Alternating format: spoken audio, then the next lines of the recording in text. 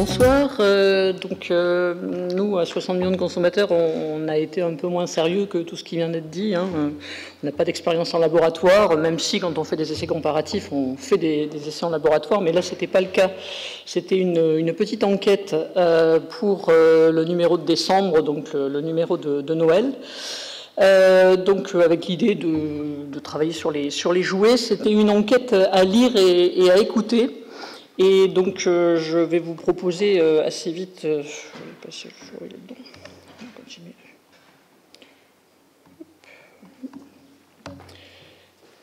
J'arrive à faire des fils un peu avec ça. Voilà, donc ça, c'était notre numéro de décembre. Il est parti d'un jeu. Voilà. Et je vous propose d'écouter tout de suite ce que nous avons repéré pour vous mettre dans l'ambiance. Il y a 4 extraits sonores au total. J'ai essayé de ne pas en abuser, mais je pense qu'il faut vraiment les écouter pour s'en rendre compte de ce que ça donne.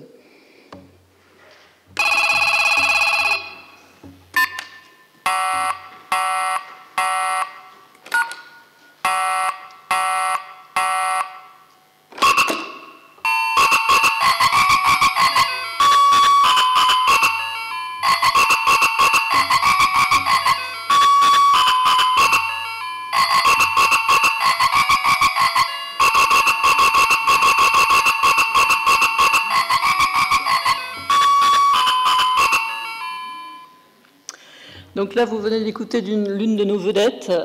J'ai eu la chance pour cet article de pouvoir travailler avec Mathieu Croc, qui chez nous est journaliste, mais qui est aussi un journaliste de Arte Radio, donc qui a fait des captations de son et qui les a mis en ligne, ce qui fait que nos lecteurs pouvaient à la fois lire l'article et retrouver sur notre site internet ces sons-là, qu'on écoute toujours avec plaisir. Enfin, moi, la mélodie des grenouilles, comme je l'appelle, bon, c'est Old MacDonald, mais qui est avec ses grenouilles par-dessus, est devenue l'une de nos vedettes, puisqu'on avait dans l'idée donc de récupérer des jouets en magasin. On a fait un échantillonnage tout à fait aléatoire, parce que les jouets, c'est monstrueux, il y en a des milliers. Donc on s'est baladé avec Mathieu dans les grandes surfaces de jouets. On a également commandé à distance des choses qui nous paraissaient pouvoir faire du bruit. Et ça, en fait, était très très facile de récupérer des jouets bruyants. On n'a vraiment eu aucune difficulté. On a sélectionné une trentaine, donc normalement, si j'arrive à la suivante. Donc voilà, ça c'était la table d'éveil. Et donc ça, c'était notre enquête là-dessus. Alors, l'idée, ça a été d'en avoir une trentaine, ça suffisait largement pour arriver à les présenter à un jury de parents de jeunes enfants. Parce qu'on s'était équipé d'un petit indicateur de bruit que nous a prêté fort aimablement le Bruit Paris, l'Observatoire du bruit en Ile-de-France. Et là, on s'est baladé dans les magasins avec ça pour aussi, à côté de certains personnages, vérifier si tout de suite, pas beaucoup de valeur, encore une fois, voilà. Mais ça nous permettait déjà de confirmer ce qu'on entend bien finalement quand même à l'oreille, des personnages qui hurlent, on les repère très vite.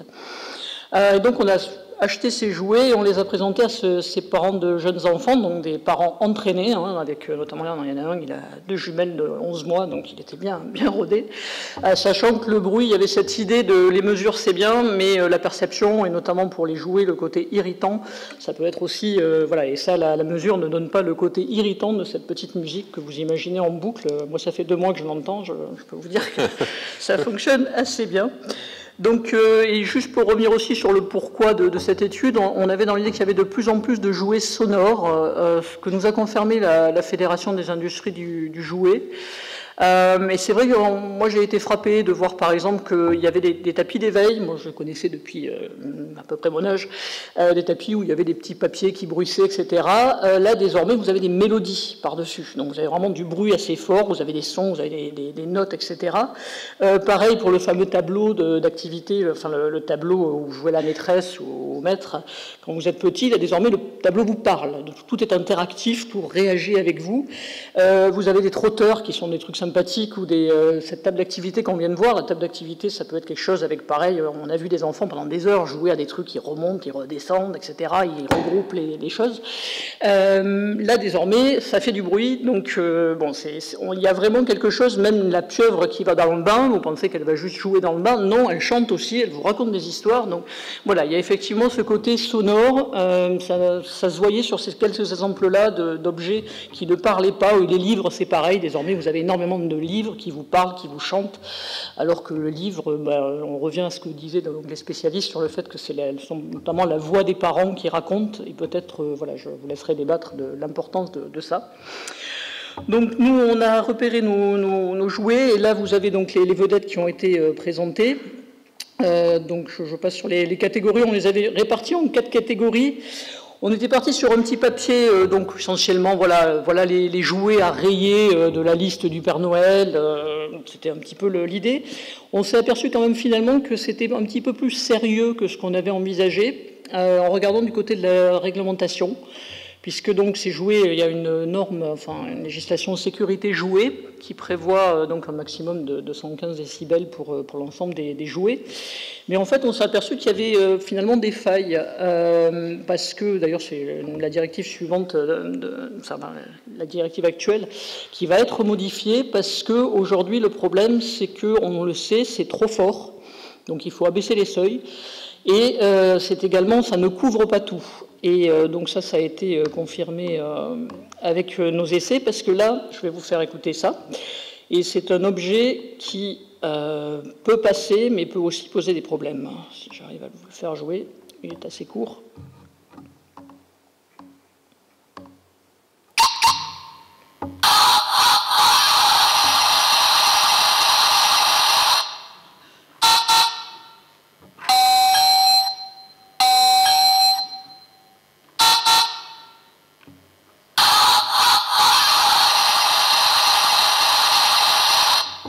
Oui.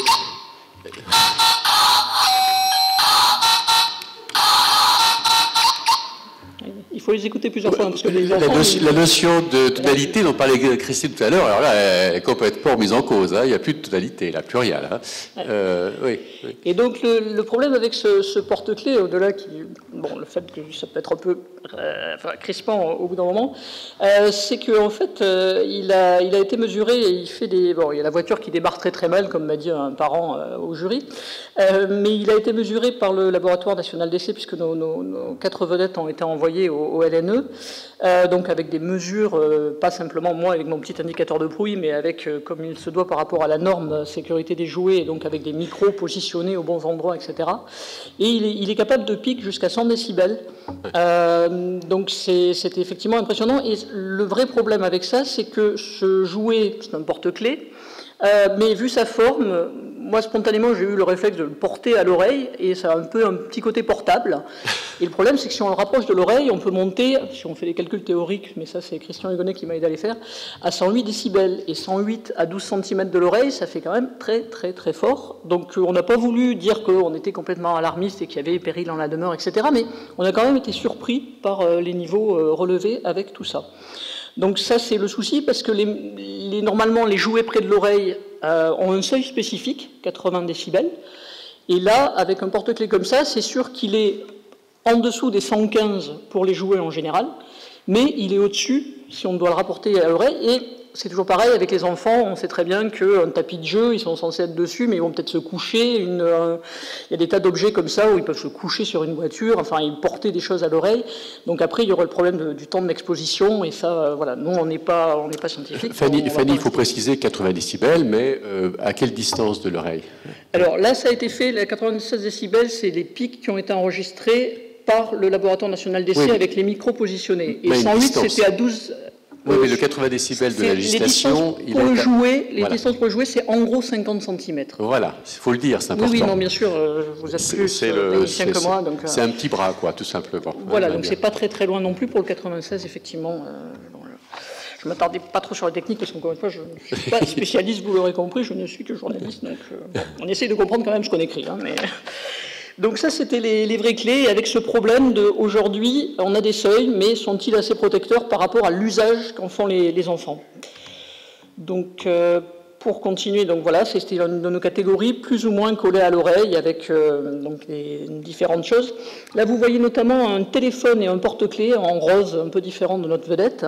Et c'était très frappant, le téléphone, qui est justement un jouet à mettre près de l'oreille, était beaucoup plus faible. On l'entendait rien que... Voilà, voilà. Et on peut se demander ce qu'il ne faudrait pas mettre un peu plus d'objets, enfin de jouets, dans la catégorie près de l'oreille pour tenir compte de l'utilisation possible par les enfants. Peut-être enchaîner avec ça. Donc je vous propose une petite écoute pour une autre de nos vedettes. Il faut que j'arrive à savoir où je suis. Voilà.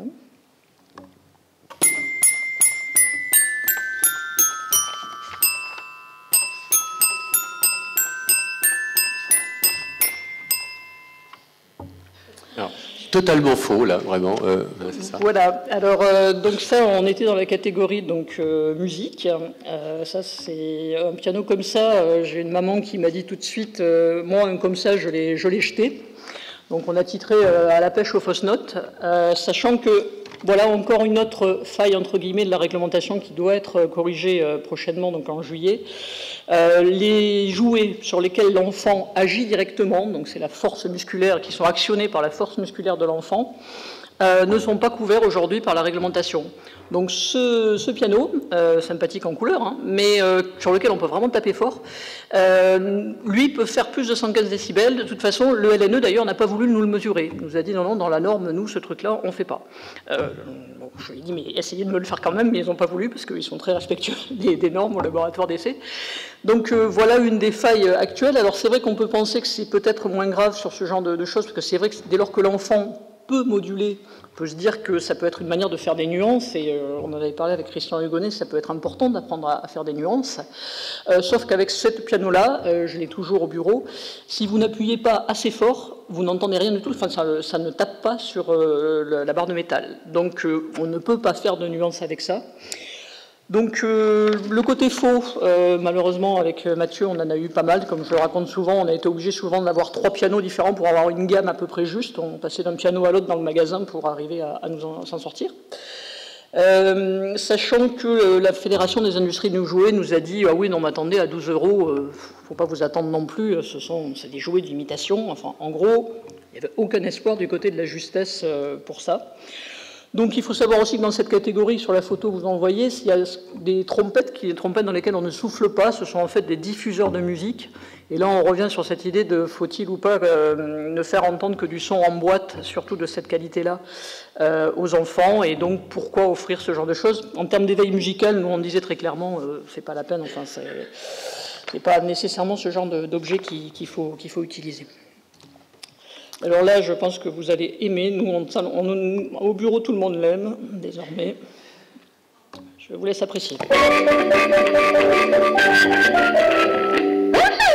Comment vas-tu? C'est moi, Mimi.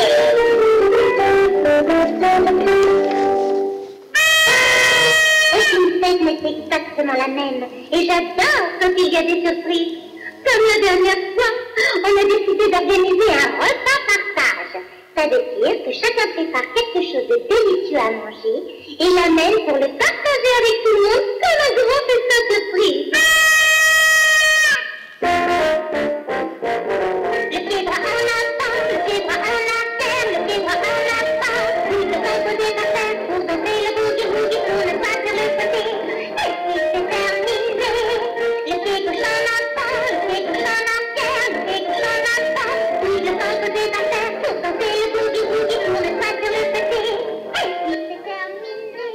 Je suis vraiment excitée aujourd'hui car j'ai un nouveau nœud pour les cheveux dans ma boutique. Dès qu'on le met, il dit bonjour. Et quand on enlève avant d'aller se coucher, il dit bonne nuit. À bientôt. Ça fait du bien quand ça s'arrête, nous sommes d'accord.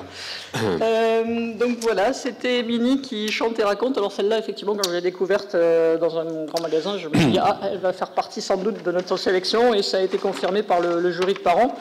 Au laboratoire national d'essai, ils l'ont trouvé avec des pics à 88 décibels. Donc c'est des pics, hein, c'est des mesures, mais 88 décibels, comme le rappelle Christian Hugonnet, c'est de la voix hurlée. Et je pense que voilà, bon, on s'en rend assez bien compte, sachant qu'elle est capable de raconter beaucoup d'histoires pour le temps d'exposition. Je pense que les spécialistes pourront la garder, on peut vous la prêter, si vous voulez faire des expériences pour le problème que ça peut causer éventuellement aux oreilles. Donc voilà, c'était par rapport à la réglementation, des jouets qui peuvent être rapprochés, des jouets pas couverts comme le piano, et des jouets quand même très forts comme celui-là, sachant que Mini a de nombreux petits habits. Donc là, vous avez, on avait titré « Arrêtez de crier hein, », parce que c'est le problème. Donc là, vous en voyez quelques-uns. Donc on avait une autre qu'on n'a pas, c'était Zinzin, l'ordinateur malin. Mais ce que je vous propose d'écouter par compléter, parce qu'elle vaut le coup aussi, c'est Willa, ma meilleure amie interactive. Donc c'est pas trop long, mais vous allez voir que ça dépote aussi. C'est...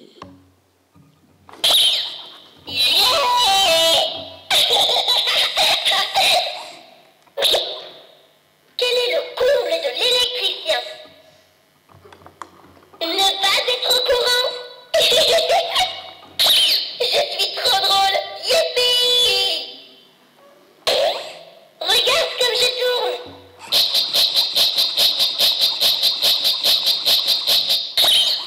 C'est la meilleure. On va bouger. C'est le rap de Willa.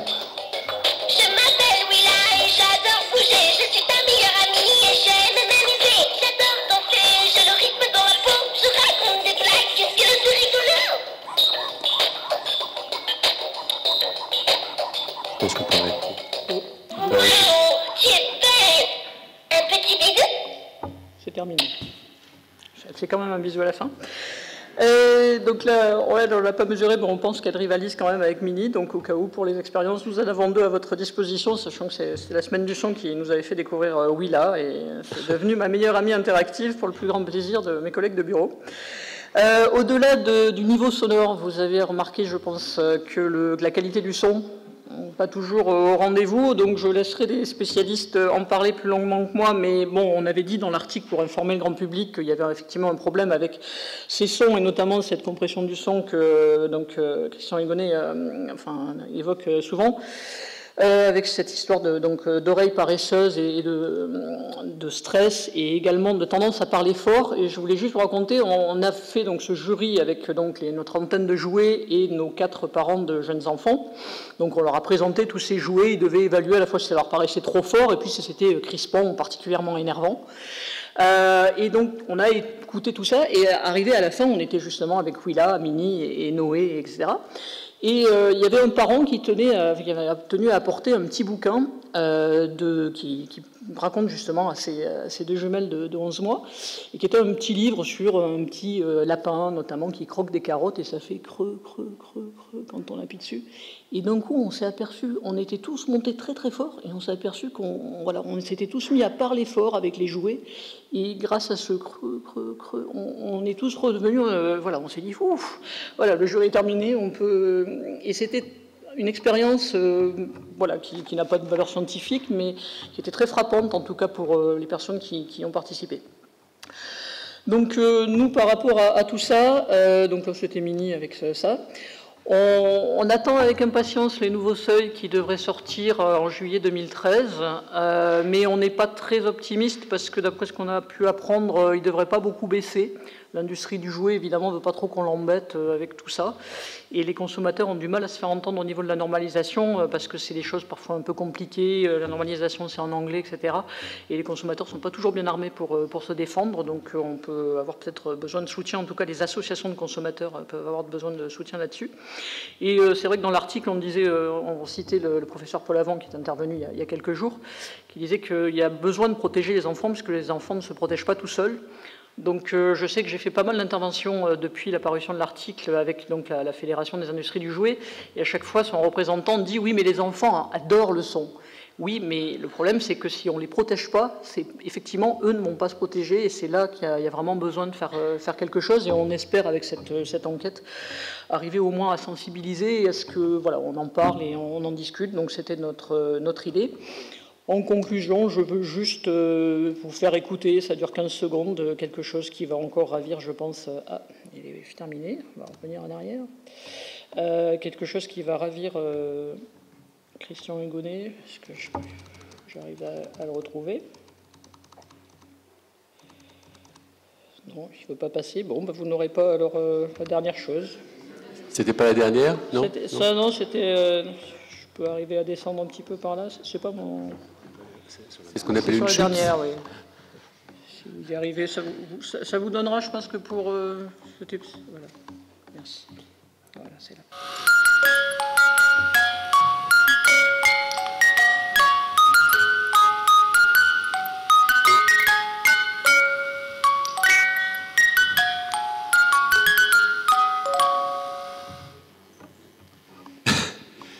Merci beaucoup pour cette présentation.